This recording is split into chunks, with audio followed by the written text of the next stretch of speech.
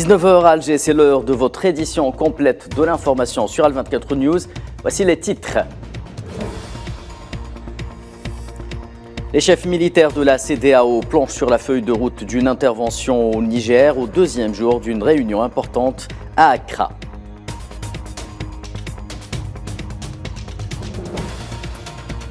Les combats au Soudan gagnent du terrain et atteignent de nouvelles villes fortement peuplées alors que la situation humanitaire s'aggrave de jour en jour.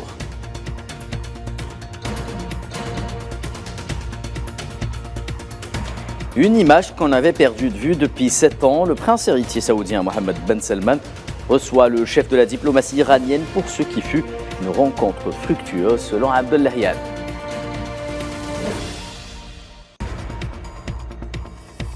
Les parts de marché à l'export des entreprises espagnoles en Algérie au plus bas durant les 6 derniers mois. Elles accusent une perte supérieure à 800 millions d'euros.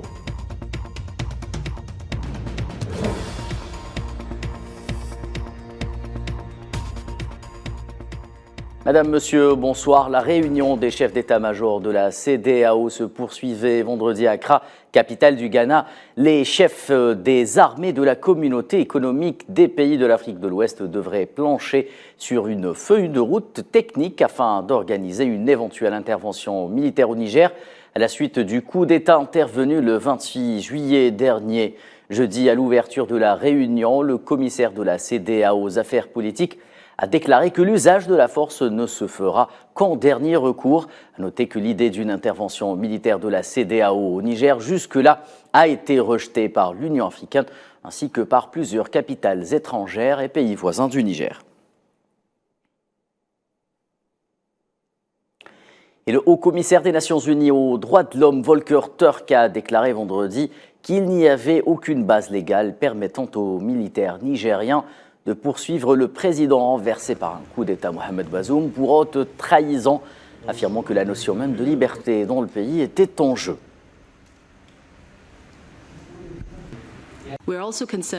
Nous sommes également préoccupés par la décision annoncée par les putschistes de poursuivre le président Mohamed Bazoum et d'autres personnes travaillant avec lui pour haute trahison. Cette décision n'est pas seulement politiquement motivée contre un président démocratiquement élu, mais elle n'a aucune base légale, car le fonctionnement normal des instituts démocratiques a été mis de côté.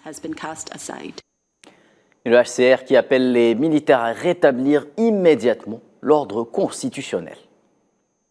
Le haut-commissaire a déclaré que le récent schéma de changement constitutionnel de gouvernement par les forces militaires en Afrique de l'Ouest, le putsch du Niger qui est le 6e dans la région au cours des 3 dernières années, est profondément troublant et les coups sont toujours supportés par la population locale. C'est la notion même des libertés au Niger qui est en jeu. La mission de maintien de la paix des Nations Unies au Mali a quitté une 3e base depuis l'officialisation de son retrait définitif du pays, subséquemment agréé par le Conseil de sécurité dans sa résolution 2690. La MINUSMA a déclaré dans un communiqué que ses camps à Ber et à Goundam, dans la région de Tombouctou, ont été fermés et formellement transférés à l'État malien à travers ses représentants civils désignés, portant ainsi à 3 le nombre de sites que la mission a évacués.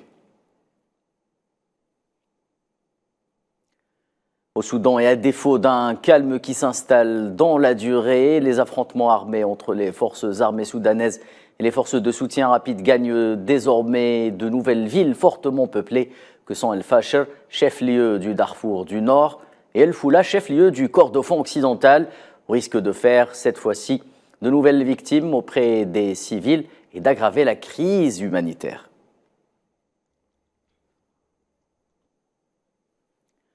Au Nigeria, ce sont désormais 36 soldats de l'armée nigériane qui ont été tués lundi soir dans une embuscade tentue par les terroristes dans l'état de Niger au centre du pays.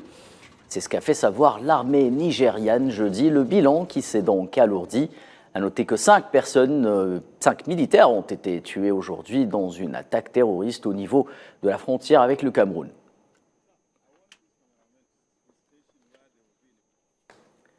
Et de son côté, l'armée somalienne a éliminé 30 terroristes appartenant au groupe Al-Shabaab lors d'une opération menée dans la région de Galgadoud, au centre du pays. L'information a été donnée par le porte-parole du ministère de la Défense, Abdullahi Ali Hanoud. Le Parti travailliste australien, qui est actuellement au pouvoir, appelle les Nations Unies à organiser un référendum d'autodétermination au Sahara occidental dans les plus brefs délais. Il s'agit d'une recommandation adoptée par le parti durant le congrès qu'il tient actuellement. La recommandation en question affirme que le Parti travailliste soutient les efforts des Nations Unies visant à permettre au peuple du Sahara occidental d'exercer son droit inaliénable à l'autodétermination conformément aux décisions de l'ONU et au plan de règlement de 1990.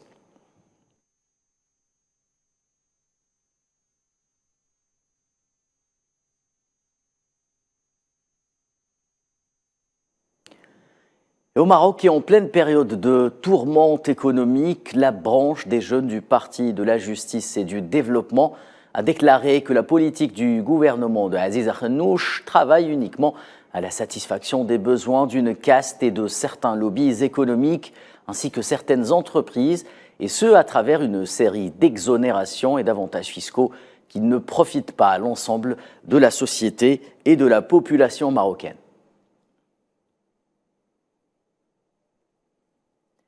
En Palestine, les forces de l'occupation sioniste ont opéré ce vendredi à l'aube une nouvelle incursion à Jénine, ainsi que dans plusieurs autres villages de Cisjordanie occupés, à l'image de Barqin, Waqariya et Toura, où ils ont tiré des bombes lacrymogènes ayant engendré plusieurs cas d'asphyxie chez les civils palestiniens. A noter aussi que Hamza Abou Snina, blessé lors d'une incursion sioniste à la mosquée Al-Aqsa en 2021, en plein mois de Ramadan, est décédé jeudi à la suite de ses blessures. Il rejoint une longue liste de martyrs palestiniens tombés sous l'oppression et les crimes sionistes.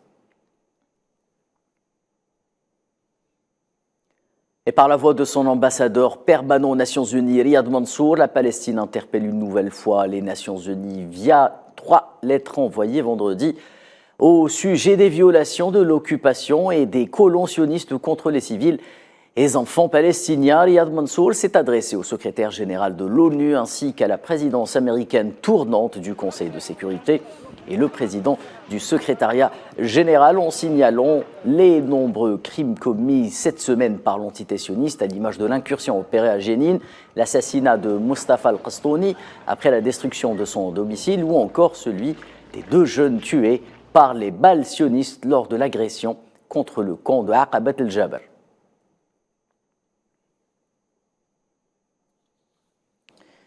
Nous en parlions dans les titres. Le prince héritier saoudien Mohammed Ben Salman a reçu vendredi à Jeddah le ministre des Affaires étrangères iranien Hossein Amir Abdollahian dans le cadre de la visite qu'il effectue depuis hier dans le royaume. Selon un tweet du chef de la diplomatie iranienne, l'entretien entre les 2 hommes s'est bien passé et a duré 90 minutes. Les discussions étaient franches, productives et bénéfiques. L'agence de presse saoudienne a quant à elle rapporté que les 2 dirigeants avaient discuté des développements internationaux et régionaux.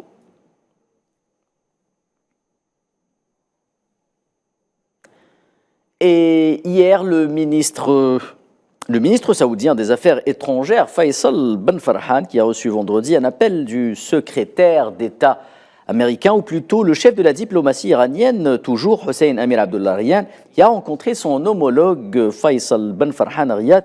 À l'issue de leur entrevue, Abdollahian a déclaré que l'Iran et l'Arabie saoudite entretiennent désormais une relation qui avance dans la bonne direction. Le chef de la diplomatie iranienne, qui a également évoqué une visite du président Raïssi en Arabie saoudite, au moment opportun, a-t-il déclaré.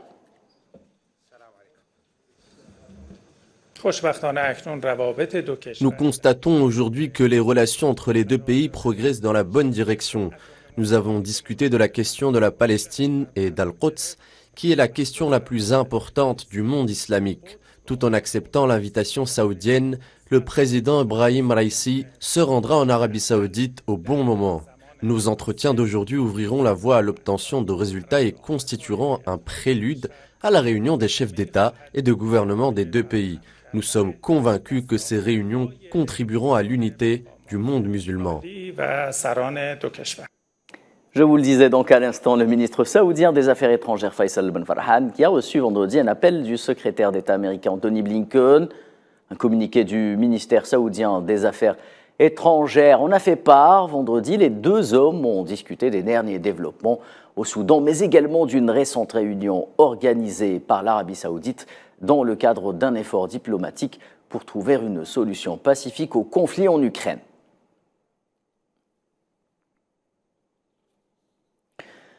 Et direction le Pacifique où, lors d'un sommet trilatéral qui s'est tenu vendredi à Camp David, les États-Unis, la Corée du Sud et le Japon ont décidé d'approfondir leurs liens militaires, mais également économiques, alors que les alliés cherchent à projeter l'unité face à leurs adversaires de la région.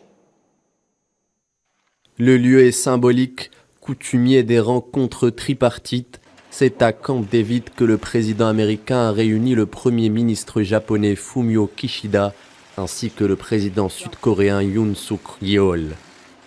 Les trois pays se réunissent dans le but de renforcer leur coopération sécuritaire, notamment vis-à-vis de la Chine et de la Corée du Nord. D'après plusieurs sources, Pyongyang pourrait procéder au lancement d'un missile balistique durant la rencontre tripartite, histoire de rappeler aux trois dirigeants la force de frappe nord-coréenne. Washington a par ailleurs dévoilé quelques mesures qui pourraient suivre le sommet, notamment la mise en place d'un téléphone rouge à 3 combinés, permettant une communication continue entre les trois dirigeants, notamment en cas de crise en Extrême-Orient. Nous annonçons des mesures importantes pour renforcer la coopération trilatérale en matière de sécurité dans la région face aux provocations nord-coréennes, y compris un plan d'exercice pluriannuel et l'amélioration du partage d'informations et de la communication de crise et la coordination des politiques qui accompagnent la réponse aux imprévus dans l'Indo-Pacifique. Le sommet n'a pas manqué de déclencher l'ire de la Chine, dont les deux voisins proches affirment une volonté affichée de se rapprocher de l'Occident, un choix antinomique pour Pékin. Vous pouvez blondir vos cheveux ou faire affiner votre nez autant que vous voulez. Vous ne serez jamais européens ou occidentaux.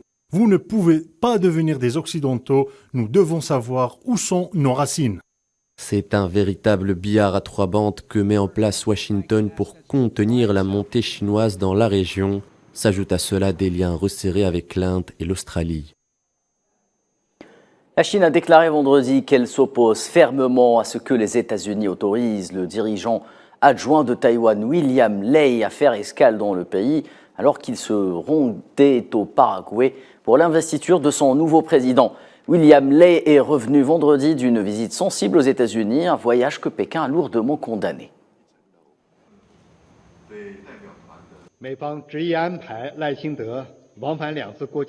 William Lai, en tant que chef adjoint dans la région de Taïwan, s'est décrit comme un indépendantiste pragmatique de Taïwan. Ce qu'il a dit et fait lors de l'escale aux États-Unis a prouvé une fois de plus qu'il est un indépendantiste pur et simple. Les États-Unis ont insisté pour permettre à William de s'arrêter pour s'engager dans des activités politiques et propager l'idée séparatiste de l'indépendance de Taïwan, renforçant ainsi les interactions officielles et les relations de fond entre les États-Unis et Taïwan, et exposant une fois de plus la véritable nature des États-Unis en disant une chose et en faire une autre, poursuivant obstinément la stratégie d'utiliser Taïwan pour contenir la Chine et évinçant constamment le principe d'une seule Chine.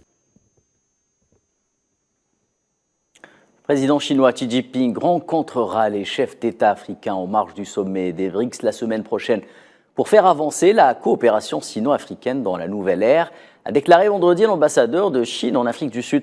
La réunion aura lieu jeudi 24 août, dernier jour du sommet de 3 jours. La journée aura été réservée ou sera réservée à des événements impliquant plus de 70 pays invités en tant qu'amis du bloc BRICS.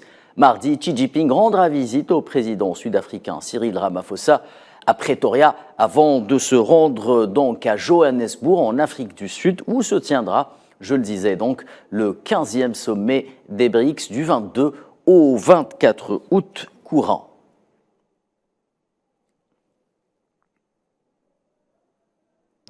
Et le président russe Vladimir Poutine et son homologue iranien Ebrahim Raïssi ont discuté jeudi d'une éventuelle adhésion de l'Iran au groupe BRICS lors d'un appel téléphonique. Selon l'agence TASS qui cite le Kremlin, Poutine et Raïssi ont également réaffirmé leur soutien au développement des relations bilatérales dans les domaines du commerce, du transport, de la logistique, de l'énergie. Également à noter que les BRICS doivent discuter de leur éventuelle expansion lors du 15e sommet qui, je le rappelle, se tiendra en Afrique du Sud du 22 au 24 août.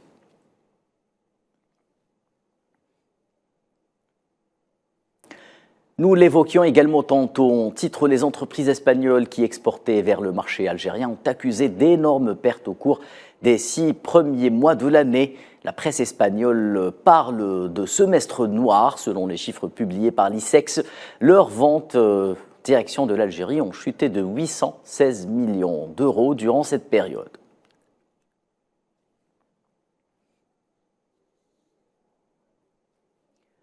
Europe toujours, le Kazakhstan prévoit de fournir 1,2 million de tonnes de pétrole à l'Allemagne via l'oléoduc russe Druzhba. En 2024, l'annonce a été faite vendredi par l'agence Interfax qui cite l'opérateur kazakh Kaztrans-Oil. Fin juin, le Kazakhstan avait déjà expédié une quantité de 290 000 tonnes de pétrole vers l'Allemagne, toujours via le oléoduc de Druzhba.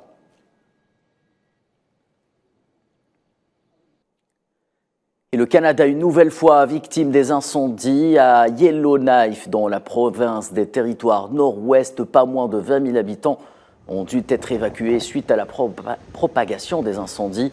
Les équipes de pompiers canadiennes se sont battues jeudi pour empêcher les incendies de forêt d'atteindre la ville. Pour nous, la nouvelle est arrivée assez soudainement. Il y a eu une conférence de presse hier à 7h30 et c'est là que nous avons appris la nouvelle. Il y avait la question de savoir comment tout le monde sort. Nous n'avons pas de voiture, donc pour nous, nous pensions prendre un vol d'évacuation. Puis il y a eu des places libres sur un vol commercial, alors nous avons juste pris ça.